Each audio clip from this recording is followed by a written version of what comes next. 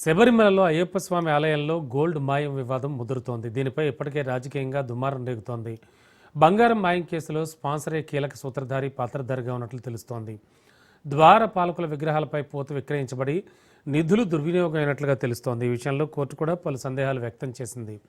2019లో ఇప్పటికే బంగారు పూత పూసిన ద్వారపాలక విగ్రహాలకు బంగారు పూత పూయడానికి స్పాన్సర్ చేసిన ఉన్నికృష్ణన్ పొట్టి 2019లో బంగారు పూత పూసిన తర్వాత తన వద్ద ఉన్న మిగిలిన బంగారాన్ని పెళ్లికి ఉపయోగించాలనే కోరికను వ్యక్తం చేశారని కోర్టు పేర్కొంది. ఈ విషయంపై ఏడీజీపీ నేతృత్వంలో కేసు నమోదు చేసి దర్యాప్తు చేయాలని కేరళ కోర్టు డివిజన్ బెంచ్ ఆదేశించింది. అయ్యప్ప దేవాలయం గర్భగుడితో పాటు ద్వారపాలకుల విగ్రహాలకు బంగారు పూత పూయడానికి 1998లో విజయ్ మాల్యా 31.25 కిలోల 24 క్యారెట్ల బంగారాన్ని ఆలయానికి దానం చేశారు. 1998లో ఈకే నైనార్ ముఖ్యమంత్రిగా ఉన్నప్పుడు ఆ బంగారం దానం చేయబడింది. కానీ 2019లో విజయన్ ముఖ్యమంత్రిగా ఉన్న సమయంలో ఫ్రాడ్ జరిగింది. తాజాగా విజయన్ సర్కార్ విచారణ సాగిస్తోంది. ఇటీవల శబరిమల ఆలయంలోని ద్వారపాలక విగ్రహాలను తొలగించి బంగారు పూత కోసం చెన్నైకి తీసుకెళ్లారు నిర్వాహకులు. అయితే కోర్టు ముందస్తు అనుమతి లేకుండానే వాటిని తొలగించారనే ఆరోపణలు రావడంతో హైకోర్టు సుమోటోగా విచారణ ప్రారంభించింది.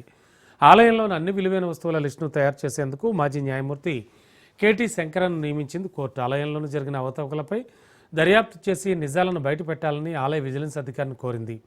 దోషులను పట్టుకునేందుకు సమగ్ర దర్యాప్తు అవసరమని కోర్టు తెలిపింది. శబరిమల ఆలయంలో బంగారం మాయం కేసులో స్పాన్సర్ ఉన్నికృష్ణ పాత్ర ఉన్నట్టు కోర్టు తెలిపింది. విగ్రహాలపై బంగారాన్ని విక్రయించి వచ్చిన నిధులను దుర్వినియోగం చేసే అవకాశం ఉందని పేర్కొంది.